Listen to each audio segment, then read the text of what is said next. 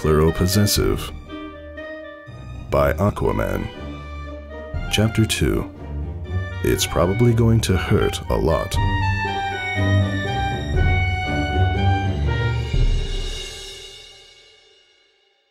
In the interest of giving credit where credit is due, I must confess some degree of vexation during my first few moments in Dinky Doo's body.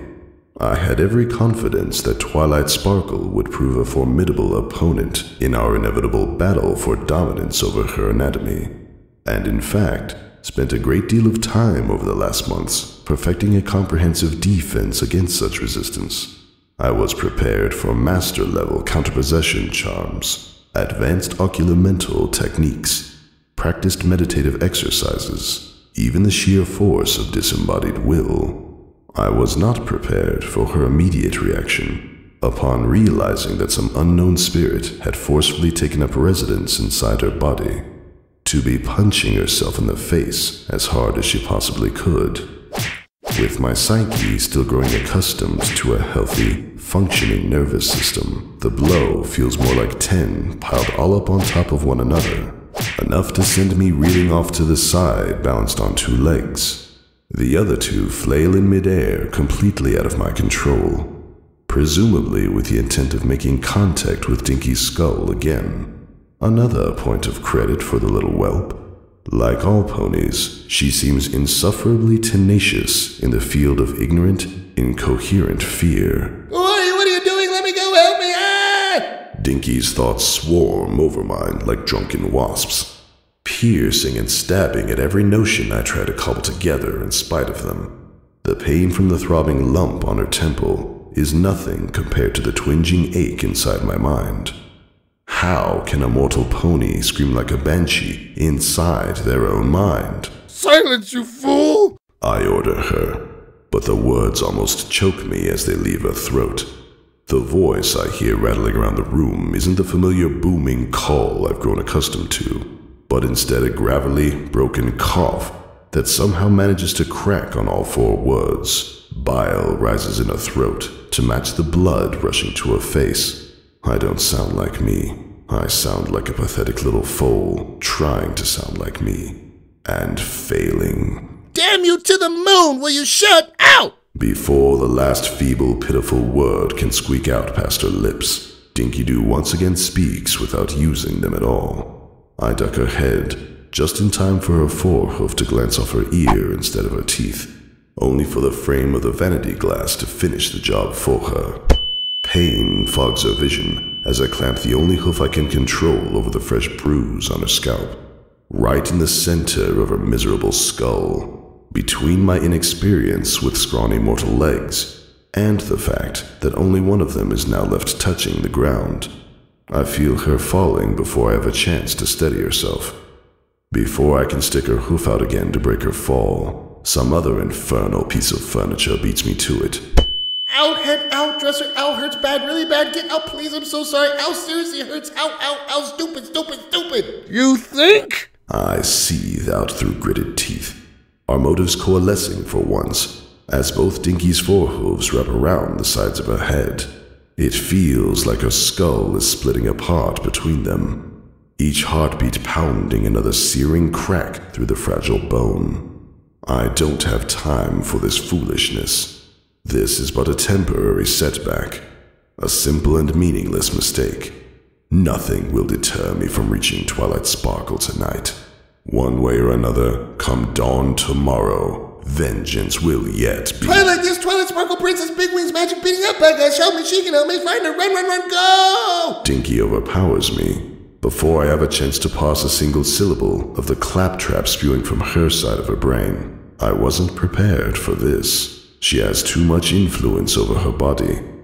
I have just enough time to curse my own damnable weakness before her windmilling legs carry us just to the left side of her wide-open door, directly into the corner of its cedarwood frame, head first. Finally, I'm granted a respite from the foal's insufferable keening wails. I think I am, at least. Another possibility is that she no longer retains the mental faculties to give internal voice to her whinging. in light of the other sensations taking precedent of what little space remains there, most of those sensations being pain. Blasted fool of a weak, impudent little... A discombobulated mash of invectives turns out to be all I can manage. To an infuriating degree, the trauma of my own body's brain affects my own mind as much as hers. Her sluggish limbs wobble through my commands, but with some effort, I prop her up against a wall and guide her to the top of the stairs. Outside the bay window above the front door, a splash of orange and pink paints the lightening horizon. Dawn is upon me. There's little time left. I must go now. No, stop, don't leave, I don't want to leave, no! In the middle of stretching her forehoof out, Dinky expends the last of her energy to yank it back towards her chest, hard enough to bounce it off her sternum. Her hind legs twitch with the added strain, and for a moment, almost hold. For the second time, Dinky falls into silence, beginning to realize what she's done. She leans back hard, letting her rump drop in sync with her heart, thrashes her limbs around in a frantic attempt to stay upright. But I know long before the insipid little foal does that it all came far too late. Between her panic and my palpable, spellbinding incredulity, neither of us can maneuver her body into a position that might have saved us some modicum of additional pain. Instead, we tumble down the stairs like a sack of potatoes mixed with concrete bricks, limbs and mane, pulsing, pulverizing skull flying every which way, and bashing into every single one of the 15 steps. The final bounce at the foot of the staircase sends us careening across the house's foyer, stopping with a jarring thud against a cabinet set up next to the door. Again, of course, head first. I find myself without the capacity to speak. I'm not sure I could bring myself to say anything, even if I had it. In a way, it's almost satisfying that things have turned out this way.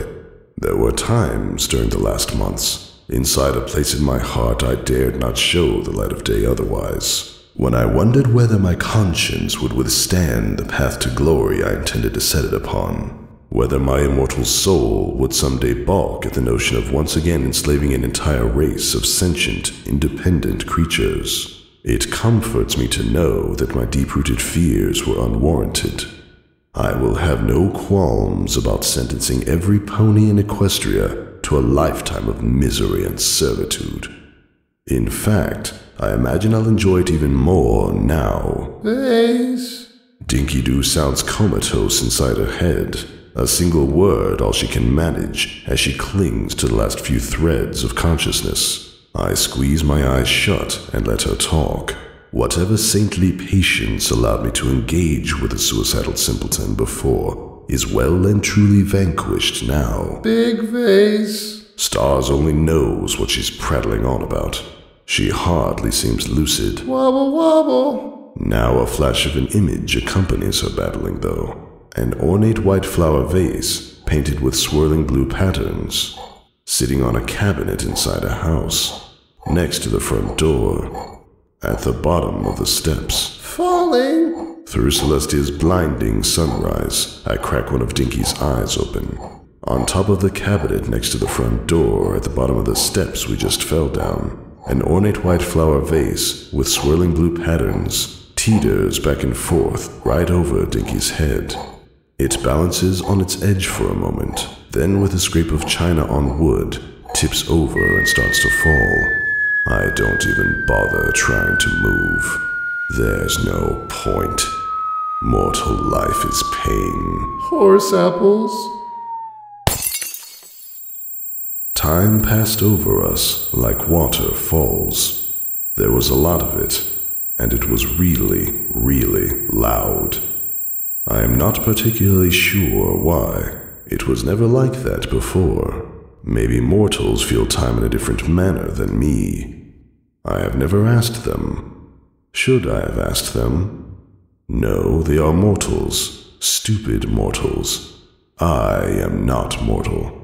I am the keeper of death and the destroyer of worlds. I am darkness and shadow and some other scary third thing. I am Dinky Doo. No, Sombra. I am Sombra. Dinky Doo is... I am inside Dinky Doo. Dinky Doo is my body. Dinky Doo will not shut up, except now she has. Mumbling instead of yelling, dizzy and throbbing, it hurts. Oh, stars above, Dinky Doo hurts. Why does she hurt? Why does everything hurt?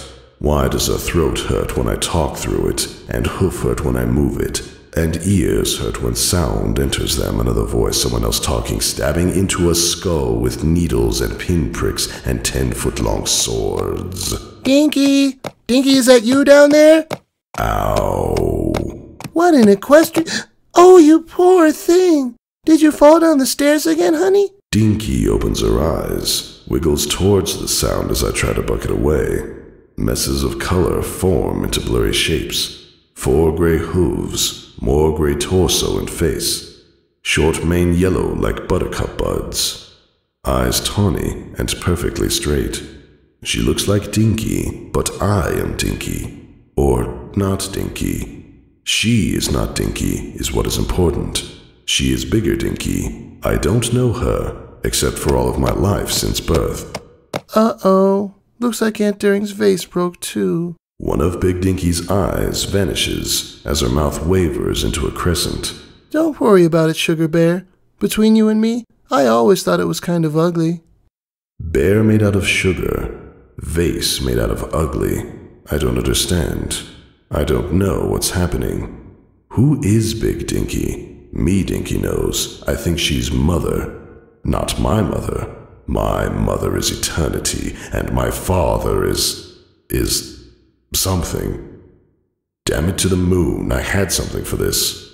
I had something I needed to do, didn't I? Now come on, Dinky, you don't have to be so embarrassed. Every pony's a little clumsy now and then. Just sit tight for a minute and let me clean that all up. And then I'll make you an extra big breakfast before I drop you off at school. Sound good? Dinky Mother's voice is softer now. Farther away, in the room I think is called a kitchen. I don't have time to be tight for a minute. I have something I need to do. I know I have it. She's... Dinky mumbles her name right when I do. She is what I need to do. I need to find her and take her vengeance and get my body and... No, that's later. First vengeance, then body. But with her body to get the vengeance. And... School? No. Dinky shakes her head as I roll onto my stomach and blink her eyes. Something inside her brain stirs as I stand. It is her, but not her. Just a part of her. Like the echo of her annoying voice. School? No. I tell her. Vengeance first. School. Shut up. Dinky starts to walk forward, kicking through shards of ugly vase along my way. When she gets there, I bump my head against the front door, gently, just enough to black out all the lights and bury our stomach under a haze of nausea. It only stops me for a few waterfalls or so. Nothing can stand in my way. I'm going to school, the vengeance, and that's final. Dinky! Dinky, I told you to stay still while I... Wait, are you going to school already? Uh-huh. I tell her with a nod of my head. Well, aren't you going to stay for breakfast? She asks next. She didn't listen to me. This is why I hate mortals. Have we go? I clamber down the stoop in 10 steps and reach the edge of the yard in 5+1 trip over Dinky's clumsy hoof. Need a Twilight Sparkle. Oh, okay then. Have a good day, sweetheart. My mother sounded confused for a moment, but by the time I can't see the house anymore from the sidewalk, she's calmed down a bit. I suppose she trusts Dinky a lot. That's why I love her so much. Dinky walks down the street from one side to the other, swaying in time with the squat little houses floating above me. Twilight Sparkle lives in a treehouse right across from mine, but that one's gone now. I have to find the other. I have to take control of her body and take over Equestria and study for my math test next Thursday and maybe eat lunch on the same side of the playground as... Dinky's hooves clunk against each other beneath me, then tangle together so that we both stumble. Her right hoof points left, towards another street where Twilight might live. Her left hoof points right, down a winding lane leading to the edge of town, and then all the way out to the schoolhouse, which is where I'm not going. I swear to old Celestia. Dinky lurches forward, and I fall to my knees with my hooves still tied in a knot. I grit my teeth, and Dinky shakes her head. School, I say in a slurry hiss. Have to go to school. No, we don't. She argues back, straining against my own body. Stop it. We both growl together. But where I possess finely tuned mental acuity, or however it's spelled, Dinky Doo wins out with sheer idiotic strength. With a cough and a scraped knee for her trebles, she smothers me under overwhelming mortalness and wrestles us onto the winding path, tottering forward 2 steps for every one I can force in what I'm almost positive might be the right direction. Without her body to lord over, I'm left with no choice but take aim at her mind instead. I rage about how loud I'd be roaring at her if she just quit hogging her diaphragm for a second. I poison her thoughts with horrific memories of the Crystal Palace dungeons, which in retrospect would look a lot more horrifying if they were made out of my crystal, not just the regular kind. I go into exquisite detail of exactly how agonizing her death will be, just as soon as I remember how my hooves are supposed to work. But nothing does work, any of that, or hooves. All the way down from the center of town to the front gate of the schoolyard half a mile away, Dinky Doo just keeps waddling along, refusing to submit. Can she not comprehend the magnitude of my power? Is her intellect too feeble to recall the horrors of my eternal reign? Or not to keep her eyes closed once in a while, so the sun doesn't burn holes straight through our brain? Curse this maddening mortal mind. Curse this puny mortal body. And curse the old gods for making the sun so moon-damned bright. By the time Dinky reaches the white wooden gate separating the schoolyard from the path that led us to it, all hope seems lost. Neither extortion nor intimidation proved at all effective against the infinitesimal mind of a child, and I have enough dignity left to resist stooping down to such low as persuasion or reason. Mortals do that, not me. I am Sombra. I am not a dumb mortal. I just have a dumb mortal brain right now, and it's making my smart ideas feel dumb. It's probably so dumb that Twilight Sparkle already noticed how smart it suddenly became just because I'm inside it. She's probably coming to save me right now, flying down from Canterlot with a counterspell already. No, wait, that's Celestia. I hate Celestia. I don't need her to save me from anything. Plus, Twilight doesn't even have wings. She's just a unicorn who lives in Ponyville in a big treehouse, and she's really smart and good at magic and...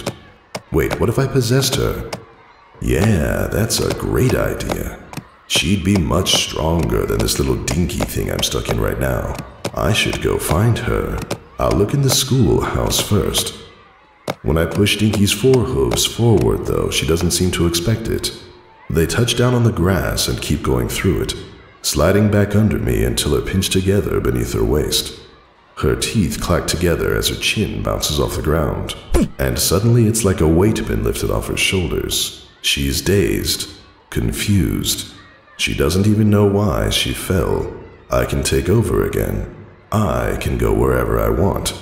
Dinky's legs straighten out as my mind fills her brain completely again, and the ease with which I use them to stand up again makes her whole chest feel weightless. This body, this whole entire body, is me. Like it's just been a part of me all along. I can just lift my hoof up and wave it around in front of my face, and it's just the funniest thing I've ever seen, and I have to bite my tongue hard so I don't laugh out loud. I had no idea mortals could do things like that just by thinking about them. I always thought mortals were stupid. I clench my teeth down on my tongue again, but a giggle sneaks out of my throat anyway. Stupid mortals with their stupid bodies. They don't know what they're missing. This hoof is the greatest thing I've ever seen, and Dinky just walks on it like a stupid mortal. She's so stupid I think I giggled again. Wow, have a nice trip, Dinky. Yeah, see you next fall. The two voices come out clear as crystal, high-pitched and ringing with laughter. With a swivel of my head, I can see where they came from. A couple of fillies about my size, one pink and the other gray, both snickering behind their hooves. I smile and wave my hoof again so they can see it, and they giggle even louder. They seem nice. Maybe I'll kill them quickly once I've banished the old gods to Tartarus, and pillage their land for all it holds dear. What happened? Oh, great. Dinky's back. I was hoping to have a lot of fun without you, you stupid mortal. What are you doing? I'm taking over Equestria, idiot. I mean, not really now, but I'm totally going to. I have a great plan for it. I need to find Twilight first. Why do you... Oh no. Oh, Celestia, you're right. That is a good plan. Let's go to Vengeance, please. No, Twilight. Twilight Sparkle. Celestia's the old god. I'm gonna kill her, or make her beg for mercy or something. That's all in the plan too. Were you even listening when are you okay, Dinky? Oh my gosh. I swivel my head again, back the other way. This voice sounds deeper, like a colt's maybe. In fact, it is a colt now that I can see him. One with an orange coat and a blue mane that looks like an ocean wave. He's giving me a funny look, like he's confused. He looks familiar. I've never seen him before. Oh my gosh, please no. I lift my hoof up in thought, pointed right at his chest. I know him, but... No, I don't know him. Dinky Doo does. Dinky Doo's seen him before. You can take over everything, it's totally fine. I don't mind at all. Can we please just go now? You... I tell him, my voice slow and sluggish as his identity finally dawns on me. You were in the dream. Oh, Luna. What? He says. I nod my head, squinting my eyes at the same time, so he stays clear inside my vision. In the dream? I say again, doing my best to ignore whatever Dinky's yelling about, and really getting pretty good at it by now. Well, it wasn't my dream, it was her dream. I explain, pointing at my head so it's clear I'm talking about Dinky and not me. He still looks a bit puzzled, but I'm sure he'll catch on. He looks like a pretty smart mortal to me. You dreamed about me? He asks. I mean to answer him out loud, but for some reason all I can manage is a nod. Something else has started to happen inside me, getting stronger every time I look in the colt's eyes. My chest feels light again, like it's filling with air. And it's buzzing too, like the air is filled with butterflies. It's happening in my head too, spawning heat in my cheeks and a thick lump in my throat. I know this too. I remember this from a long time ago, from stories I read back in the Crystal Land. It's dumb mortal stuff, but then again Dinky is a dumb mortal, so I guess it makes sense. I'm very attracted to you, I inform the colt, nodding to myself as the thought solidifies in my head. I think you're hot. He doesn't seem to understand that either though. Even the two fillies have stopped giggling, although the pink one's lips are curling back into a toothy, delirious grin. At least Dinky has finally gone silent, though for some reason I can't shake the thought of her screaming without any noise coming out. It feels weird. I go on. I've never actually felt this before. You mortals are weird. I point my hoof out again, and this time the colt edges a step back. I like you, though. Well, she likes you. I'll probably torture you and immolate your kingdom in flames, or I don't know, something like that. It's nothing personal. It's just a thing I'm going to do with Twilight and, take over the world and stuff. I think I gave the colt more credit than he deserved. From the way his mouth hangs open and his eyes bug out of his head, he looks like he didn't comprehend a word of what I just said. I guess that's dumb mortals for you. I thought I explained things pretty well.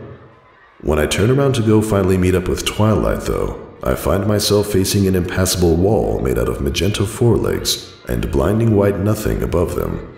Somehow, the sun got even brighter when I wasn't looking. I feel kind of dizzy, too. It's probably the colt's fault. Stupid mortal. Are you feeling all right, Dinky Doo? The mare in front of me says. I lean forward and crinkle my eyes up until I can see the worried look on her face, and then I remember I'm probably supposed to answer her. Well, that's easy. Dinky knows her name, and I know just what to tell her. Yes, Miss Cheerily. I say with a nod. Yes, I am. I make it 2 steps past her before the world flips upside down and the sun burns out. I'm not completely sure that my head exploded too, but I'm going to call it a fairly safe bet.